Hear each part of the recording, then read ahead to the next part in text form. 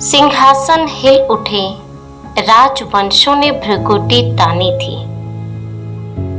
सिंहासन हिल उठे, राजवंशों ने भ्रुकुटी तानी थी। बूढ़े भारत में आई फिर से नई जवानी थी। गुम हुई आजादी की कीमत सबने पहचानी थी। दूर फिरंगी को करने की सबने मन में ठानी थी। चमक उठी सन 57 में, वह तलवार पुरानी थी। बुंदेले हर बोलो के मुंह हमने सुनी कहानी थी।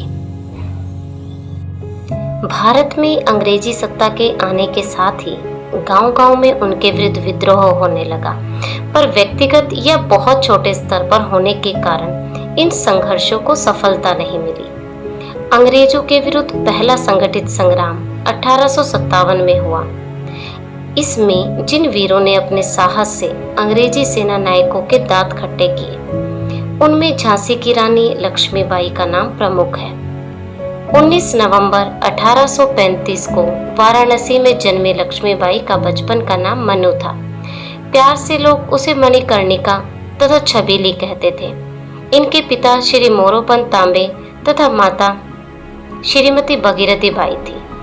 गुड़ियों को खेल खेलने की अवस्था से ही उसे घुड़सवारी, तीरंदाजी, तलवार चलाना, युद्ध करना जैसे पुरुषोचित कामों में बहुत आनंद आता था।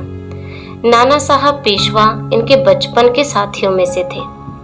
उन दिनों बाल विवाह का प्रचलन था, अतः 7 वर्ष की अवस्था में ही मनु का विवाह झांसी के महाराज गंगाधर राव से हो गया। विवाह के बाद वह लक्ष्मीबाई कहलाई। इनका वैवाहिक जीवन सुखद नहीं रहा। जब वह 18 वर्ष की ही थी तब राजा का देहांत हो गया। दुख की बात यह भी थी कि वे तब तक निसंतान थे। युवावस्था के सुख देखने से पहले ही रानी विधवा हो गई। उन दिनों अंग्रेजी शासक ऐसी बिना वारिस की जागीरों तथा राज्य को अपने कब्जे में कर लेते थे। इसी भय से राजा ने मृत्यु से पहले ब्रिटिश शासन तथा अपने राज्य के प्रमुख लोगों के सम्मुख दामोदर राव को दत्तक पुत्र स्वीकार कर लिया था, पर उनके परलोक सिधारते ही अंग्रेजों की लार टपकने लगी। उन्होंने दामोदर राव को मान्यता देने से मना कर झांसी राज्य को ब्रिटिश शासन में मिलाने की घोषणा कर दी। यह सुनते ही लक्ष्मीबाई सिंहनी के समान गरज उठी। उसने कहा, मैं अपनी झांसी नहीं दूंगी। अंग्रेजों ने रानी के ही एक सरदार सदाशिव को आगे कर विद्रोह करा दिया। उसने झांसी से 50 किलोमीटर दूर स्थित करोरा किले पर अधिकार कर लिया, पर रानी ने उसे परास्त कर दिया। इसी बीच ओरछा का दीवान नत्थे खां झांसी पर चढ़ आया। उसके पास 60,000 सेना थी, पर रानी ने अपने शौर्य व पराक्रम से उसे भी दिन में तारे दिखा दिए। इधर देश में जगह जगह सेना में अंग्रेजों के विरुद्ध विद्रोह होने शुरू हो गए।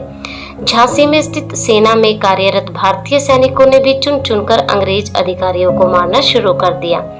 रानी ने अब राज्य की बागडोर पूरी तरह से अपने हाथ में ले ली, पर अंग्रेज उधर नई गोटियां खेल रहे थे। जनरल ह्यूरोज ने एक बड़ी सेना लेकर झांसी पर हमला कर दिया।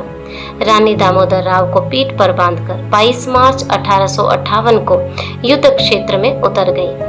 8 दिन तक युद्ध चलता रहा, पर अंग्रेज आगे नहीं बढ़ सके। 9वें दिन अपने 20,000 सैनिकों के साथ तात्या टोपे रानी की सहायता को आ गए, पर अंग्रेजों ने भी नई कुमुक मंगा ली थी। रानी पीछे हटकर कालपी जा पहुंची।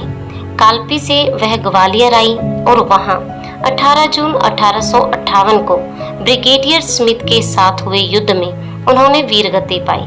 रानी के विश्वास पात्र बाबा गंगादास ने उनका शव अपनी झोपड़ी में रखकर आग लगा दी। रानी केवल 22 वर्ष और 7 महीने ही जीवित रही, पर खूब लड़ी मर्दानी वह तो झांसी वाली रानी थी। गाकर उन्हें सदा याद किया जाता है। बच्चों, जिस खुली आजाद हवा में हम सांस ले रहे हैं, इसके पीछे बहुत सारे क्रांतिकारियों व देशभक्तों का बलिदान है। उन्हीं में से एक रानी लक्ष्मीबाई भी थी, जिन्होंने ब्रिटिश काल के समय आजाद भारत का सपना देखा था।